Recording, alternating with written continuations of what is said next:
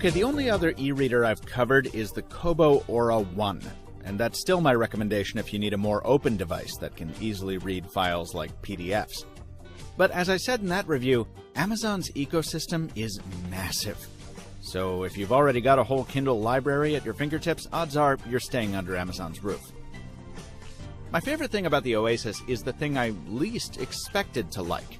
This design is weird, with an asymmetric humpback and an off-center display on a nearly square chassis. It takes some getting used to, but after the endless parade of virtually identical thick plastic e-readers, it's such a relief to see a product that dares to stand out, even if the way it does that is by intentionally jumping out of the ugly tree. And the design has practical elements too. The offset bump makes the smooth metal easier to hold on to, while the super thin display ensures the weight is concentrated on the side you're holding. That can be left or right. You turn the Oasis upside down and the display flips over, while the buttons flip assignments automatically. Those buttons, of course, are for turning pages. The display is a touchscreen, but when you're holding the Oasis in a hand, the keys sit nicely under a thumb, so you don't need to tap the screen at all. Out of the box, those buttons are set so that Next is on top while Previous is down low.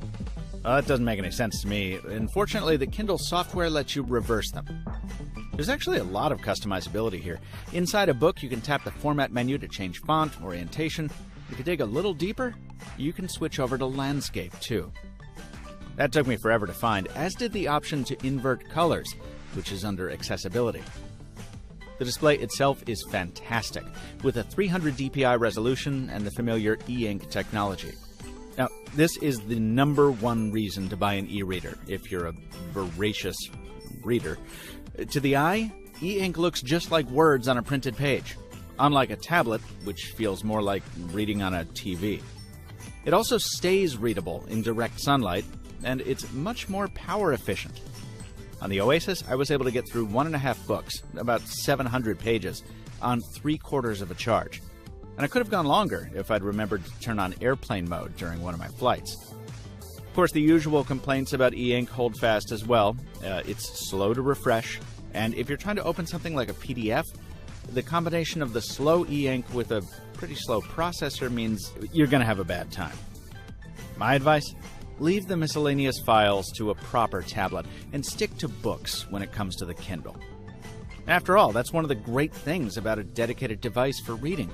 No notifications, no distractions, no nonsense. Just books. Getting those books to my review unit was another delight.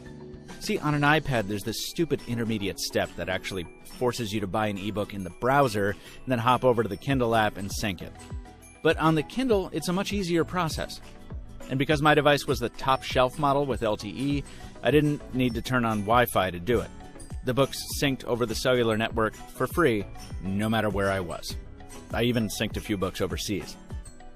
And speaking of the seas, the Oasis is great for the beach, with IPX8 water resistance. Folks, you know I always cover the downsides, so let's hit them. If you've already converted your other gadgets to USB-C, you'll be annoyed to find an older micro USB port here. Also, while the screen's adaptive front lighting is very consistent, I was surprised to find that it's impossible to adjust its color temperature, which made reading at night less comfortable than it could have been. I just like my light a little warmer than this.